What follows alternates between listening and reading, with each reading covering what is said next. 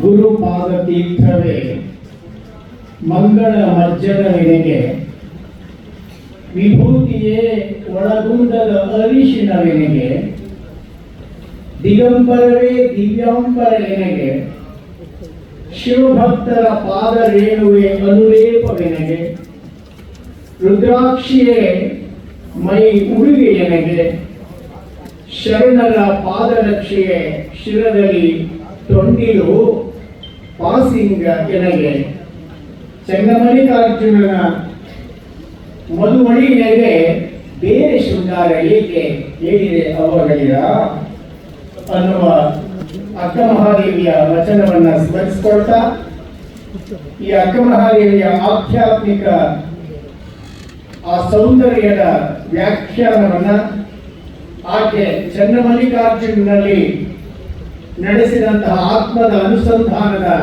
ಹಿನ್ನೆಲೆಯಲ್ಲಿ ಅವಳ ಮತ್ತು ಚನ್ನಮಲ್ಲಿಕಾರ್ಜುನನ ನಡುವೆ ಇರುವಂತಹ ಆಧ್ಯಾತ್ಮಿಕ ಸಂಬಂಧದ ವ್ಯಾಖ್ಯಾನವನ್ನ ಈ ವಚನದಲ್ಲಿ ಕಾಣ್ತೇವೆ. ಎಂತ ಅದ್ಭುತ ವಚನಕಾರ್ತಿ ಅಕ್ಕ ಮಹಾದೇವಿ. ಗುರುಪಾದ ತೀರ್ಥವೇ ಮಂಗಳ ಮಜ್ಜನ ಎನಗೆ ಅಂತ ಹೇಳ್ತಾರೆ. ದಿಗಂಬರವೇ ದಿವ್ಯಾಂಬರವೆನೆಗೆ. ಎಂತಹ ಆತ್ಮವಿಶ್ವಾಸ, ಆಧ್ಯಾತ್ಮಿಕ ಆಕೆಯ ಪಥದ ಆ ಅನೇಕ ಸವಾಲುಗಳನ್ನ ಸಂಘರ್ಷಗಳನ್ನು ಎದುರಿಸುವಲ್ಲಿ ಆಕೆ ತೋರಿಸಿದಂತಹ ಛಲ ಮತ್ತು ಚೈತನ್ಯ ಶಕ್ತಿಯನ್ನ ಸ್ಮರಿಸಿಕೊಳ್ಳಬೇಕು. ಈ ಕದಳಿ ಎನ್ನುವಂತಹ ಈ ಸಂಸ್ಥೆ ಆ ಅಕ್ಕ ಮಹಾದೇವಿಯ ಆ ವ್ಯಕ್ತಿತ್ವದಿಂದ ಸ್ಫೂರ್ತಿ ಪಡೆದಂತಹ ಒಂದು ಅಖಿಲ ಭಾರತ ಶರಣ ಸಾಹಿತ್ಯ ಪರಿಷತ್ತಿನ ಮಹಿಳಾ ಘಟಕ. ಈ ಕದಳಿಗೆ ಅಕ್ಕ ಮಹಾದೇವಿಯೇ ಒಂದು ಸ್ಫೂರ್ತಿ. ಈಗಾಗಲೇ ಒಂದು ವಚನದಲ್ಲಿ ಹೇಳಿದ ಹಾಗೆ, ಕದಳಿ ಎಂಬುದು ತನು, ಕದಳಿ ಎಂಬುದು ಮನ, ಕದಳಿ ಎಂಬುದು ವಿಷಯಗಳು, ಕದಳಿ ಎಂಬುದು ಭವಗೋಳಾರಣ್ಯ ಅಂತ ಹೇಳ್ತಾರೆ ಅಕ್ಕ ಮಹಾದೇವಿ. ಅಂತಹ ಭವಗೋಳಾರಣ್ಯವನ್ನ ವಿಷಯಗಳನ್ನ ಗೆದ್ದು ಬಂದಾಗ ಬಸವಣ್ಣನವರು, ವಲ್ಲಭಪ್ರಭುಗಳು, ಚನ್ನಬಸವಣ್ಣ ಇಡೀ ಅನುಭವ ಮಂಟಪ ಆಕೆಯನ್ನ ಸ್ವೀಕಾರ ಮಾಡ್ತಾರೆ. ಅಷ್ಟೇ ಅಲ್ಲ, ಆಕೆಗೆ ಅಕ್ಕ ಅನ್ನುವಂತ ಪ್ರೀತಿಯ ಶೀರ್ಷಿಕೆಯನ್ನು ಬಿರುದನ್ನ ಕೊಡ್ತಾರೆ. ಅಂತಹ ಸ್ವಾಭಿಮಾನ, ಮಹಿಳೆಯರ ಅಸ್ಮಿತೆ, ಮಹಿಳಾ ಸ್ವಾತಂತ್ರ್ಯದ ಆತ್ಮವಿಶ್ವಾಸದ ಸಂಕೇತವಾದಂತಹ ಅಕ್ಕ ಮಹಾದೇವಿ ಮತ್ತು ಆಕೆಯ ಅನೇಕ ಸಂಗಾತಿ ವಚನಕಾರ್ತಿಯರ ಆದರ್ಶದ ಆಶಯಗಳ ಸಾಕಾರವೇ ಈ ಕದಳಿ ವೇದಿಕೆಯ ಸ್ಥಾಪನೆಯ ಹಿನ್ನೆಲೆಯಲ್ಲಿರುವ ಪ್ರಮುಖವಾದಂತಹ 1998ರಲ್ಲಿ ಅಖಿಲ ಭಾರತ ಶರಣ ಸಾಹಿತ್ಯ ಪರಿಷತ್ತಿನ ಕದಳಿ ಘಟಕ ಪ್ರಾರಂಭ ಆಯಿತು. ತಮಗೆಲ್ಲ ಗೊತ್ತಿದ್ದ ಹಾಗೆ ಸುತ್ತೂರು ಮಠದ ಪರಮ ಪೂಜ್ಯರಾದ ದಾರ್ಶನಿಕ ಗುರುಗಳಾದ ರಾಜಗುರು ತಿಲಕ ಪರಮ ಪೂಜ್ಯ ಡಾಕ್ಟರ್ ಶಿವರಾತ್ರಿ ರಾಜೇಂದ್ರ ಮಹಾಸ್ವಾಮಿಗಳವರ ಕನಸಿನ ಕೂಸು ಈ ಅಖಿಲ ಭಾರತ ಶರಣ ಸಾಹಿತ್ಯ ಪರಿಷತ್ತು. ಯಾವ ಸಾಹಿತ್ಯ ವಿಶ್ವದ ಕಿರೀಟಪ್ರಾಯವಾದ ಸಾಹಿತ್ಯವಾಗಿದೆಯೋ, ಯಾವ ಸಾಹಿತ್ಯದ ಮೂಲ ಆಶಯ ಮಾನವ ಕಲ್ಯಾಣ, ಲೋಕ ಕಲ್ಯಾಣವಾಗಿದೆಯೋ, ಯಾವ ಸಾಹಿತ್ಯದ ಮೂಲ ಆಶಯ ಕೆಳಗೆ ಬಿದ್ದ ಶೋಷಿತನ ಆಕ್ರಂದನವನ್ನ ಕಂಡು ಒಪ್ಪಿಕೊಳ್ಳುವಂತಹ ಮಾನವೀಯ ಆ ಪ್ರಜ್ಞೆಯ ಸಾಕಾರ ಆಗಿದೆಯೋ, ಯಾವ ಸಾಹಿತ್ಯ ಕೆಳಗೆ ಬಿದ್ದಂತಹ ದಲಿತ ಸಮುದಾಯವನ್ನ, ಅಸ್ಪೃಶ್ಯರನ್ನ, ಅಪ್ಪನು ನಮ್ಮ ಮಾದಾರ ಚನ್ನಯ್ಯ, ಕೊಪ್ಪನು ನಮ್ಮ ಲೋಹರ ಕಕ್ಕಯ್ಯ, ಚಿಕ್ಕಯ್ಯ ನೆಮ್ಮಯ್ಯ ಕಾನಿರಯ್ಯ ಅನ್ನುವ ಮೂಲಕ ಆ ಸಮುದಾಯದಲ್ಲಿ ಆತ್ಮವಿಶ್ವಾಸವನ್ನು ಮೂಡಿಸಿ ಅವರನ್ನು ಮುಖ್ಯ ಪ್ರವಾಹಕ್ಕೆ ಕರೆದುಕೊಂಡು ಬಂದಂತಹ ಬಸವಾದಿ ಶರಣರು ರಚಿತವಾದ ಸಾಹಿತ್ಯವೇ ಎಲ್ಲ ಶರಣ ಸಾಹಿತ್ಯದ ಒಂದು ಮೂಲ ಕೇಂದ್ರ ಬಿಂದು ಆಗಿರುವ ಹಿನ್ನೆಲೆಯಲ್ಲಿ ಪರಮ ಪೂಜ್ಯರು ಈ ಸಾಹಿತ್ಯವನ್ನ ವಿಶ್ವದಾದ್ಯಂತ ಪ್ರಸಾರ ಮಾಡಬೇಕು. ಅನೇಕ ಮಠಗಳ ಕೆಲಸ ಮಾಡ್ತಾ ಇವೆ. ಆದರೆ ಯಾವುದೇ ಒಬ್ಬ ಜಗದ್ಗುರುಗಳಿಗೆ ಶರಣ ಸಾಹಿತ್ಯ ಪ್ರಸಾರಕ್ಕಾಗಿಯೇ ಒಂದು ಪರಿಷತ್ತನ್ನು ಪ್ರಾರಂಭ ಮಾಡಬೇಕು ಅನ್ನೋ ಕಲ್ಪನೆ ಬಂದದ್ದು ಅದು ಪೂಜ್ಯ ಶಿವರಾತ್ರಿ ರಾಜೇಂದ್ರ ಮಹಾಸ್ವಾಮಿಗಳಿಗೆ ಮಾತ್ರ. ಇದಕ್ಕಾಗಿ ನಾವು ನೇರತ ಕರೀತೇವೆ ದಾರ್ಶನಿಕ ಗುರುಗಳು ಅಂತ ಕರೀತೇವೆ.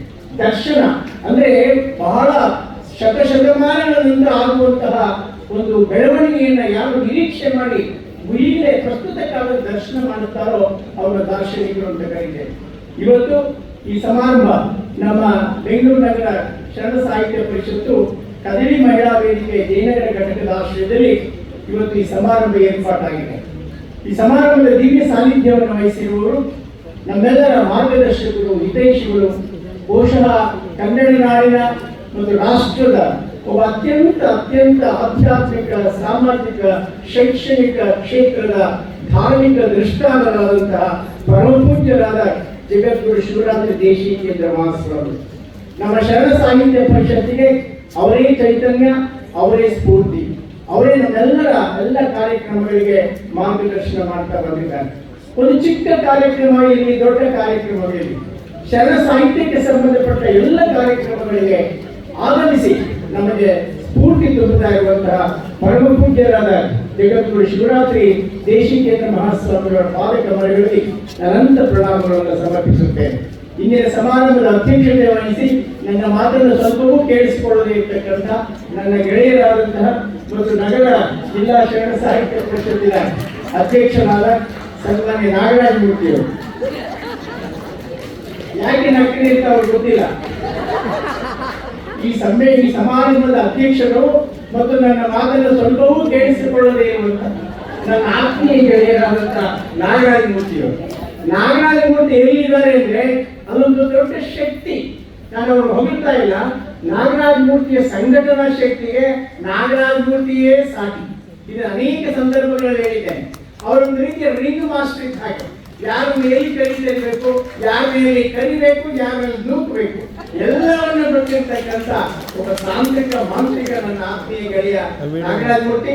ಇವತ್ತು ಜಿಲ್ಲಾ ಏನು ಕದರಿ ಆಗಲಿ, ಶರಣ ಸಾಹಿತ್ಯ ಪರಿಷತ್ ಘಟಕ ಆಗಲಿ ಬಹಳ ಚೆನ್ನಾಗಿ ಕೆಲಸ ಮಾಡ್ತಾ ಇದೆ ಅನ್ನೋದಕ್ಕೆ ನಿಜವಾದಂತಹ ಶಕ್ತಿ ಅಂದ್ರೆ ನನ್ನ ನಾಗರಾಜ ಮೂರ್ತಿಯವರು. ಅವರಿಗೆ ಅಭಿನಂದನೆ ಸಲ್ಲಿಸ್ತೇನೆ.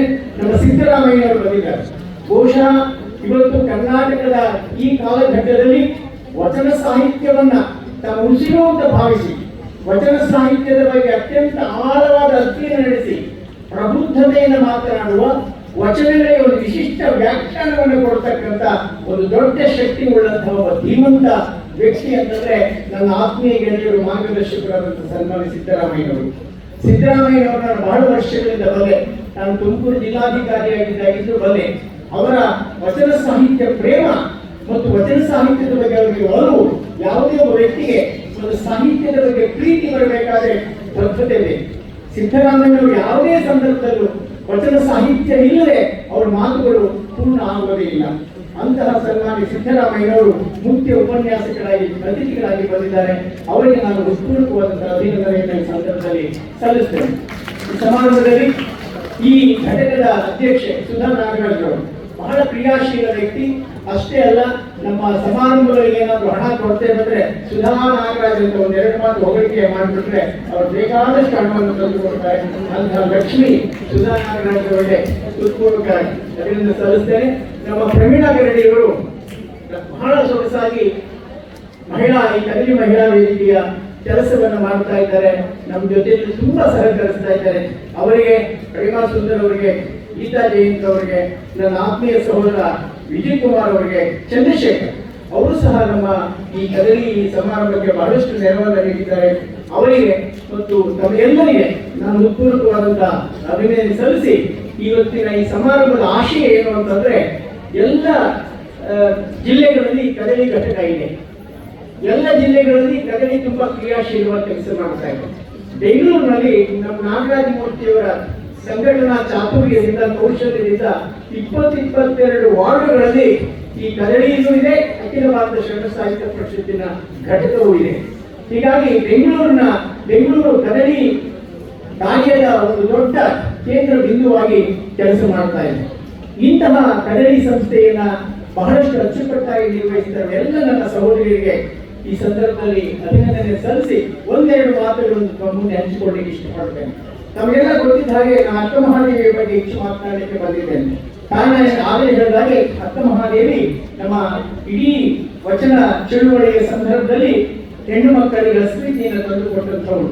ಚನ್ನಮಲ್ಲಿಕಾರ್ಜುನನ್ನು ತನ್ನ ಆಧ್ಯಾತ್ಮಿಕ ಗಂಡನಾಗಿಟ್ಟುಕೊಂಡು ಇಹಕ್ಕೊಬ್ಬ ಗಂಡನೇ, ಪರಕ್ಕೊಬ್ಬ ಗಂಡನೇ, ಲೌಕಿಕಕ್ಕೊಬ್ಬ ಗಂಡನೇ, ಅಲೌಕಿಕಕ್ಕೊಬ್ಬ ಗಂಡನೇ ಅಂತ ಪ್ರಶ್ನೆ ಮಾಡ್ತಾ ಸಾವಿಲ್ಲದ, ಕೇಳಿಲ್ಲದ, ಉಳಿಲ್ಲದ ಚೆಲುವಂಗಿ ನಾನೊಳಿದೆ ನಮ್ಮ ಅನ್ನೋ ಮೂಲಕ ಆ ಚನ್ನಮಲ್ಲಿಕಾರ್ಜುನನನ್ನ ಚಿಕ್ಕ ವಯಸ್ಸಿನಿಂದಲೇ ತನ್ನ ಪತಿಯಾಗಿ ಪಡೆದುಕೊಂಡಂತಹ ಮಹಾಶರಣೆ. ಅವಳ 2 ವಚನಗಳನ್ನು ಹೇಳಿದ ಮಾತನ್ನು ಮುಗಿಸ್ತೇನೆ. ಅವಳು ಯಾವ ರೀತಿ ಆತ್ಮವಿಶ್ವಾಸವನ್ನು ಇಟ್ಕೊಂಡಿದ್ದಾಳೆ ನಮಗೆಲ್ಲ ಗೊತ್ತಿರಬೇಕು. ವಚನ ಸಾಹಿತ್ಯ ಚಳವಳಿಯ ಅಧ್ಯಯನ ಮಾಡಿದಾಗ ವಚನಕಾರ್ತಿಯರೇ ಅನೇಕ ದಾಸೋಹ ಸೂತ್ರಕ್ಕೆ, ಕಾಯಕ ಸೂತ್ರಕ್ಕೆ, ಆತ್ಮವಿಶ್ವಾಸಕ್ಕೆ ಸಂಬಂಧಪಟ್ಟಂತ ಅನೇಕ ವಚನಗಳನ್ನು ರಚಿಸಿ ಒಂದು ವಿಶಿಷ್ಟವಾದ ವ್ಯಾಖ್ಯಾನವನ್ನು ನೀಡಿದ್ದಾರೆ. ಒಂದು ಉದಾಹರಣೆಯನ್ನು ತೆಗೆದುಕೊಳ್ಳೋದಾದ್ರೆ, ಮನೆ ಮನೆ ತಪ್ಪದೆ ಕೈಯೊಡ್ಡಿ ಬೇಡುವಂತೆ ಮಾಡೆಯ, ಬೇಡಿದರೆ ಇಕ್ಕದಂತೆ ಮಾಡೆಯ, ಇಕ್ಕಿದೊಡೆ ನೆಲಕ್ಕೆ ಬೀಳುವಂತೆ ಮಾಡೆಯ, ನೆಲಕ್ಕೆ ಬಿದ್ದರೆ ನಾನೆತ್ತಿಕೊಂಬುವುದಕ್ಕೆ ಮುನ್ನವೇ ಸುಳಿ ಎತ್ತುಕೊಂಬಂತೆ ಮಾಡ. ಇದೇನು ತೋರಿಸುತ್ತೆ? ಆತ್ಮವಿಶ್ವಾಸವನ್ನು ತೋರಿಸುತ್ತೆ. ನಾನು ಬೇಡುವವಳಲ್ಲ, ನನ್ನ ಕಾಯಕದಿಂದಲೇ ಶಕ್ತಿ, ಮುಕ್ತಿ ಎನ್ನುವಂತಹ ಒಂದು ವಿಶಿಷ್ಟವಾದಂತಹ ಆತ್ಮವಿಶ್ವಾಸವನ್ನು ತೋರಿಸ್ತಾರೆ ಅಕ್ಕಮಹಾದೇವಿ. ಹಾಗೆ ಆಯ್ಕೆ ಲಕ್ಕವ್ವ, ಆಯ್ಕೆ ಮಾರೆಯ ಹೇಳುವಂತಹ ಕಾಯಕವೇ ಕೈಲಾಸ ಅನ್ನುವುದಕ್ಕೆ ಸ್ಫೂರ್ತಿಯಾಗ್ತಾರೆ. ಹಾಗೆ ಹೇಳ್ತಾಳೆ, ಆಸೆ ಎಂಬುದು ಅರಸಿಂಗಲ್ಲದೆ ಸಪತ್ತರಿಗುಂಟೆ ಅಯ್ಯ, ಈ ಶಕ್ತಿ ಆಸೆ ನಿಮಗೆ ಎನ್ನುವ ಮೂಲಕ ಇಡೀ ಅಂದಿನ ಸಮುದಾಯಕ್ಕೆ ಆಸೆ, ತಾಮಸ, ಆಮಿಷ, ಕ್ರೋಧ ಯಾವುದೇ ಇರಬಾರದು. ಸತ್ವಕ್ತನಿಗೆ ಅವನು ಹೇಗಿರಬೇಕು? ತನ್ನುವಿನಲ್ಲಿ ನಿರ್ಮೋಹ ಇರಬೇಕು, ಮನದಲ್ಲಿ ನಿರಹಂಕಾರ ಇರಬೇಕು, ಪ್ರಾಣದಲ್ಲಿ ನಿರ್ಭಯ ಇರಬೇಕು, ಚಿತ್ತದಲ್ಲಿ ನಿರಾಪೇಕ್ಷೆ ಇರಬೇಕು, ವಿಷಯದಲ್ಲಿ ಉದಾಸೀನ ಇರಬೇಕು ಅನ್ನೋ ಪರಿಕಲ್ಪನೆಯನ್ನು ಕೊಟ್ಟಂತವರು ವಚನಕಾರ್ತಿಯರು. ಅಷ್ಟೇ ಅಲ್ಲ, ಮತ್ತೊಬ್ಬ ಸತ್ಯಕ್ಕೆ ಒಂದು ಮಾತನ್ನು ಹೇಳ್ತಾಳೆ. ಇವತ್ತಿನ ಅತ್ಯಂತ ದೊಡ್ಡ ಸಾಮಾಜಿಕ ಪಿಡುಗು ಅಂದ್ರೆ ಭ್ರಷ್ಟಾಚಾರ ಮತ್ತು ಲಂಚಗುಳಿತನ. ಅದ್ರ ಬಗ್ಗೆ ಆಕೆ ಹೇಳ್ತಾಳೆ, ಲಂಚ ವಂಚನಕ್ಕೆ ಕೈಯಾನದ ಭಾಷೆ, ಬಟ್ಟೆ ಹೊನ್ನು ವಸ್ತ್ರ ಬಿದ್ದಿದೊಡೆ, ಬಟ್ಟೆ ಅಂದ್ರೆ ದಾರಿಯಲ್ಲಿ ಹಾದಿಯಲ್ಲಿ, ನಾನು ಕೈ ಮುಟ್ಟಿ ಎತ್ತಿದೆನಾದರೆ ನಿಮ್ಮ ಪ್ರಭಾಕರಾಣೆ. ಒಂದು ಸಾಮಾಜಿಕ ಪ್ರಾಮಾಣಿಕತೆಯ ಬದ್ಧತೆಯನ್ನ, ನಿಷ್ಠೆಯ ಸಂದೇಶವನ್ನ ಸಾಕ್ತಾಳೆ ವಚನಕಾರಿ. ಹಾಗೆ ಕೇವಲ ಗೃಹಿಣಿಯಾಗಿರಲಿಲ್ಲ. ಇದಕ್ಕೆ ಕಾರಣ ಬಸವಣ್ಣನವರು ಮತ್ತು ಬಸವಾದಿ ಶರಣರು.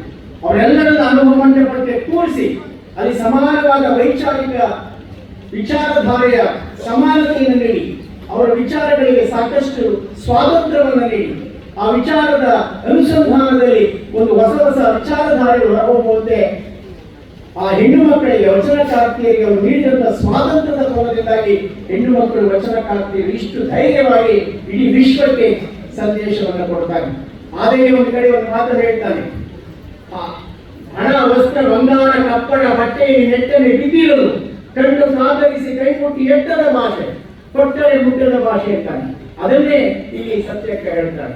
ಹೀಗೆ 12ನೇ ಶತಮಾನದ ಕಾಲಘಟ್ಟದಲ್ಲಿ ವಚನಕಾರ್ತಿಯರು, ವಚನಕಾರರಿಗೆ ಸರಿಸಮಾನರಾಗಿ ಆ ವೈಚಾರಿಕ ಸ್ವಾತಂತ್ರ್ಯವನ್ನ, ಧಾರ್ಮಿಕ ಸ್ವಾತಂತ್ರ್ಯವನ್ನ ಪ್ರತಿಪಾದನೆ ಮಾಡುವ ಮೂಲಕ ವಿಶ್ವಕ್ಕೆ ಒಂದು ದೊಡ್ಡ ಸಂದೇಶವನ್ನು ಕೊಟ್ಟಿದ್ದಾರೆ. ನಾನು ಒಂದು ಮಾತನ್ನು ಹೇಳಿದರೆ ಇಲ್ಲಿ ತಪ್ಪಾಗಲಿಕ್ಕಿಲ್ಲ. ಜೆ ಜವರೇಗೌಡರ ಮಾತನ್ನು ಸದಾ ಸ್ಮರಿಸಿಕೊಳ್ತೇನೆ. ನನ್ನ ವಚನಗಳಲ್ಲಿ ಸಾಮಾಜಿಕ ಚಿಂತನೆ ಎನ್ನುವ ಮಹಾಪ್ರಬಂಧಕ್ಕೆ ಒಂದು ಮುನ್ನುಡಿಯನ್ನು ಬರೆದ ಒಂದು ಮಾತನ್ನು ಹೇಳ್ತಾರೆ. ಶ್ರೀ ಸಮಾನತೆಯ ಬಗ್ಗೆ ಬುದ್ಧ ಹೆಚ್ಚು ಪ್ರತಿಕ್ರಿಯೆ ನೀಡದೇ ಇದ್ದಾಗ, ಮಹಾವೀರ ಆ ಬಗ್ಗೆ ಚಿಂತನೆ ಮಾಡದೇ ಇದ್ದಾಗ, ಯೇಸು ಕ್ರಿಸ್ತ ಆ ಕಡೆ ಚಕಾರ ಎತ್ತದೇ ಇದ್ದಾಗ, ಇಡೀ ವಿಶ್ವದಲ್ಲಿ ಸ್ತ್ರೀ ಸಮಾನತೆಯ ಬಗ್ಗೆ ಕಹಳೆ ನುಡಿದಂತವರು ಬಸವಾದಿ ಶರಣರು ಪ್ರಪ್ರಥಮವಾಗಿ. ಇದು ಮಹಾ ವಿಶ್ವಾಸದಿಂದ ಹೆಮ್ಮೆಯಿಂದ ಹೇಳ್ತಕ್ಕಂಥ ಮಾತು. ಹೆಣ್ಣು ಮಕ್ಕಳನ್ನ ಕೇವಲ ಗೃಹಿಣಿಯಾಗಿ ಅಡುಗೆ ಮನೆಗೆ ಸೀಮಿತವಾಗಿದ್ದಂಥವಳಲ್ಲ, ಹೆಣ್ಣಲ್ಲ, ಹೆಣ್ಣು ರಕ್ಕಸಿಯಲ್ಲ, ಹೆಣ್ಣು ಸಾಕ್ಷಾತ್ ಕಪಿಲ ಸಿದ್ಧ ಮಲ್ಲಿಕಾರ್ಜುನ ಅಂತೇಳಿ ಹೆಣ್ಣನ್ನ ದೈವತ್ವಕ್ಕೆ ತೆಗೆದುಕೊಳ್ಳುವಂತ ಆ ಶರಣರಿಗೆ ಸರಿಸಮಾನರಾಗಿ ವಚನಗಳನ್ನು ರಚಿಸಿದ ವಚನಕಾರ್ತಿಯನ್ನು ಸ್ಮರಿಸಿಕೊಳ್ಳಲು ಎಲ್ಲ ಬಸವಾದಿ ಶರಣ ಸ್ಮರಿಸಿಕೊಳ್ಳುವ ಜೊತೆಗೆ ವಿಶೇಷವಾಗಿ ಅಕ್ಕಮಹಾದೇವಿಯನ್ನು ಒಳಗೊಂಡಂತೆ ಅನೇಕ ವಚನಕಾರ್ತಿಗಳನ್ನ ನೆನಪಿಸಿಕೊಳ್ಳುವುದರ ಜೊತೆಗೆ ಅವರ ಆದರ್ಶಗಳನ್ನ, ಅವರು ಪ್ರತಿಪಾದಿಸಿರುವಂತಹ ಮೌಲ್ಯಗಳನ್ನ ಜೀವನದಲ್ಲಿ ಅಳವಡಿಸಿಕೊಳ್ಬೇಕು ಅನ್ನುವ ಆಶಯದಲ್ಲಿ ಈ ಕದಲಿ ಘಟಕ ಪ್ರಾರಂಭ ಆಗಿದೆ ಅನ್ನೋ ಮಾತನ್ನ ಹೇಳ್ತಾ, ಅಕ್ಕಮಹಾದೇವಿ ಬಗ್ಗೆ ಚೆನ್ನ ಬಸವಣ್ಣ ಹೇಳಿದಂತ ಒಂದೇ ಒಂದು ಮಾತನ್ನ ಸ್ಮರಿಸಿಕೊಂಡು ನಾನು ಮಾತು ಮುಗಿಸ್ತೇನೆ. ಎಂತ ಈ ಒಂದು ಮಾತು ಅಕ್ಕಮಹಾದೇವಿಗೆ ಅಷ್ಟೇ ಸೀಮಿತ ಅಲ್ಲ, ಆ ಕಾಲದಲ್ಲಿ ಇದ್ದಂತ ಎಲ್ಲ ವಚನಕಾರ್ತಿಯ ಆ ವಚನಕಾರ್ತಿಗೆ ಹಾಗೆ ತನ್ನ ಸತಿಪತಿಗಳು ಒಂದಾದ ಭಕ್ತಿ ಇದ್ದವರು ಶಿವನಿಗೆ ಹೇಳ್ತೇವೆ. ತಮ್ಮ ದಾಂಪತ್ಯ ಬದುಕನ್ನು ಆದರ್ಶವಾಗಿಟ್ಟುಕೊಂಡ್ರು. ತಮ್ಮ ಮನೆಯ ಸಂಬಂಧಗಳು, ಹೊರಗಿನ ಸಂಬಂಧಗಳು, ಆಧ್ಯಾತ್ಮಿಕ ಸಂಬಂಧಗಳು ಇವೆಲ್ಲವನ್ನು ಸರಿತೂಗಿಸಿದಂತ ಆ ಮಹಿಳೆಯ ಪರಾಕ್ರಮ ಇಂದಿನ ಮಹಿಳೆಗೆ ಆದರ್ಶ ಆಗಿದೆ. ಚನ್ನಬಸವಣ್ಣ ಹೇಳ್ತಾನೆ, ಅಜಕಲ್ಪ ಕೋಟಿ ವರ್ಷಗಳವರೆಲ್ಲರೂ ಹಿರಿಯರೇ, ಕುತ್ತೇನೆ ಬೆಚ್ಚ ಬೆಳೆದ ತಪಸ್ಸೆಗಳೆಲ್ಲರೂ ಹಿರಿಯರೇ, ನಡು ಮುರಿದು ಗುಡುಗುಡಿ ತಲೆನಡುಗಿ ಅವರೆಲ್ಲರೂ ಹಿರಿಯರೇ, ನೆರೆ ತೆರೆ ಹೆಚ್ಚಿ ಒಂದ ನಾಡು ಹೋಗಿ 9 ನಾಡು ಅಜ್ಞಾನಿಗಳೆಲ್ಲರೂ ಹಿರಿಯರೇ, ಘನವ ಬೆರೆಸಿ ತಿಳಿದೆಂಬ ಭೇದವ ಬರೆದು ಕೂಡಲ ಸಂಗಯ್ಯನಲ್ಲಿ ಬೆರೆಸಿ ಬೇರಿನದಿಪ್ಪ ಹಿರಿಯತನ ಮಹಾದೇವಿಯ ಕಂಗಾಯಿತು ಅಂತ. ಇಂತಹ ಅಕ್ಕ ಮಹಾದೇವಿಯ ವಚನಕಾರ್ತಿಯರು ಎಂತೆಂಥ ವಚನಕಾರ್ತಿಯರು. ಸೂಳೆ ಸಂಘವೇ ಇರ್ಬೋದು, ಅಮಗೆ ರಾಯಮ್ಮ ಇರ್ಬೋದು, ಮುಕ್ತಾಯಕ ಇರ್ಬೋದು, ಕದಿರವೇ ಇರ್ಬೋದು, ಸುಮಾರು 35-40 ವಚನಕಾರ್ತಿಯರು. ವಚನಕಾರರಿಗೆ ಸರಿಸಮಾನರಾಗಿ ಅನುಭವ ಮಂಟಪದಲ್ಲಿ ಕುಳಿತು ವಚನ ರಚಿಸಬೇಕಾದ್ರೆ ಅವ್ರ ಒಳಗಡೆ ಎಂತಹ ಆತ್ಮವಿಶ್ವಾಸ ಇರಬೇಕು, ಒಳಗೆ ಎಂತ ಆಧ್ಯಾತ್ಮಿಕ ಬೆಳಕಿರಬೇಕು, ಆಧ್ಯಾತ್ಮಿಕ ಪ್ರಭೆ ಇರಬೇಕು. ಆ ಪ್ರಭೆಯ ಹಿನ್ನೆಲೆಯಲ್ಲಿ ಅವರ ಅಧ್ಯಯನಶೀಲತೆ ಎಷ್ಟಿರಬೇಕು, ಅನುಭವ ಎಷ್ಟಿರಬೇಕು ಅನ್ನೋ ಮಾತನ್ನು ಹೇಳ್ತಾ, ವಚನಕಾರರಾಗಿ ಶರಣ ಸಾಹಿತ್ಯದ ಯಾವುದೇ ಆ ಸಂದರ್ಭದ ಕಾಲಘಟ್ಟದಲ್ಲಿ ವಚನಕಾರರು ಲೋಕ ಕಲ್ಯಾಣವನ್ನು ಬಯಸಿದಂಥವರು, ಮಾನವ ಕಲ್ಯಾಣವನ್ನು ಬಯಸಿದವರು. ಅದಕ್ಕಾಗಿ ಆ ಸಾಹಿತ್ಯ ಎಷ್ಟು ಶತಮಾನಗಳಾದರೂ ಆ ಸಾಹಿತ್ಯವನ್ನು ಯಾರು ತಿದ್ದುಪಡಿ ಮಾಡಲಿಕ್ಕೆ ಸಾಧ್ಯವಿಲ್ಲ. ಆ ಸಾಹಿತ್ಯದ ಒಂದೊಂದು ಅಂಶವೂ ಸಹ ಸಪ್ತಶೀಲಗಳಿದ್ದಾವೆ. ಕಳಬೇಡ ಕೊಳಬೇಡ ಅನ್ನುವ ಬಸವಣ್ಣನ ವಚನವನ್ನ ನಾವು ಯಾವತ್ತಾದ್ರೂ ಅಮೆಂಡ್ ಮಾಡಲಿಕ್ಕೆ ಸಾಧ್ಯವೇ? ನಾನು ಮೊನ್ನೆ ದೆಹಲಿನಲ್ಲಿ ಒಂದು ಸಮ್ಮೇಳನದಲ್ಲಿ ಒಂದು ಭಾಷಣ ಇತ್ತು. ಅದೇನು ಅಂದ್ರೆ the impact of the cultural icon of Basavanna on Indian constitution ಅಂತ. ನನ್ನನ್ನು ಭಾಷಣ ನ್ಯಾಷನಲ್ ಬುಕ್ ಟ್ರಸ್ಟ್ ಕರೆಸಿದ್ರು ಭಾಷಣಕ್ಕೆ. ಅದು ಮಾತನಾಡುವ ವೇಳೆ ಒಂದು ಕಡೆ ಅಂಬೇಡ್ಕರ್ ಅವರು, ಮಹಾನ್ ಅಂಬೇಡ್ಕರ್ ಅವರು, ಮಹಾಶಿಲ್ಪಿಗಳು ರಚಿಸಿರುವ ಸಂವಿಧಾನವನ್ನು ಒಂದು ಕಡೆ ಇಟ್ಕೊಂಡ್ರೆ, ಮತ್ತೊಂದು ಕಡೆ ವಚನ ಸಾಹಿತ್ಯವನ್ನು ಇಟ್ಟುಕೊಂಡ್ರೆ, ಅಂಬೇಡ್ಕರ್ ಅವರು ವಚನ ಸಾಹಿತ್ಯವನ್ನು ಇಷ್ಟು ಚೆನ್ನಾಗಿ ಅಧ್ಯಯನ ಮಾಡಿದ್ರೆ ಅನ್ನುವಷ್ಟು ಒಂದು ಪ್ರೀತಿಯ ಸಂದೇಹ ಹುಟ್ಟುವಷ್ಟು ಮಟ್ಟಿಗೆ ವಚನ ಸಾಹಿತ್ಯದ ಎಲ್ಲ ಆಶಯಗಳನ್ನು ನಾವು ನಮ್ಮ ಕಾನ್ಸ್ಟಿಟ್ಯೂಷನ್ ಅಲ್ಲಿ, ಸಂವಿಧಾನದಲ್ಲಿ ಕಾಣ್ತೇವೆ. ಈಕ್ವಾಲಿಟಿ ಇರ್ಬೋದು, ಫ್ರಿಟರ್ನಿಟಿ ಇರ್ಬೋದು, ಫೈಟ್ ಅಗೇನ್ಸ್ಟ್ ಅನ್ಟಚಬಿಲಿಟಿ ಇರ್ಬೋದು, ಮಹಿಳೆಯರ ಉದ್ಧಾರದ ಬಗ್ಗೆ ಏನು ಸಂವಿಧಾನ ರಚನೆ ಮಾಡಿದ್ದಾರೆ, ಆ ಸಂವಿಧಾನದ ಎಲ್ಲ ಆಶಯಗಳು ವಚನ ಸಾಹಿತ್ಯದ ಮೂಲದಲ್ಲಿವೆ ಅನ್ನೋ ಮಾತನ್ನು ಹೇಳ್ತಾ, ಈ ಸಮಾರಂಭ ಯಶಸ್ವಿಯಾಗಿ ನಡೀಲಿಕ್ಕೆ ತಾವೆಲ್ಲ ಸಹಕರಿಸಿ ಸಂಜೆವರೆಗೆ ಸಮಾರಂಭ ಇದೆ, ಮಧ್ಯಾಹ್ನ ಸೊಗಸಾದ ಊಟವೂ ಇದೆ ಅನ್ನೋ ಮಾತನ್ನು ನಾನು ಹೇಳಿ ನನ್ನ ಮಾತನ್ನು ಮುಗಿಸ್ತೇನೆ. ನಮಸ್ಕಾರ.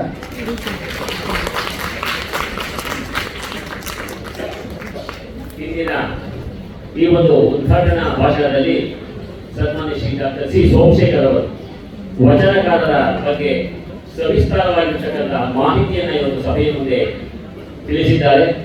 ಶರಣರ ವಚನಗಳ ತಿರುಳನ್ನ ಸವಿಸ್ತಾರವಾಗಿ ವಿವರಿಸುವುದರ ಜೊತೆಗೆ ವಚನಕಾರರ ಆದರ್ಶ ಬದುಕಿನ ಬಗ್ಗೆ ವಿವರಣೆಯನ್ನ ನೀಡಿ ಈ ಒಂದು ಕಾರ್ಯಕ್ರಮಕ್ಕೆ ರಂಜನ ನೀಡಿದ್ದಾರೆ.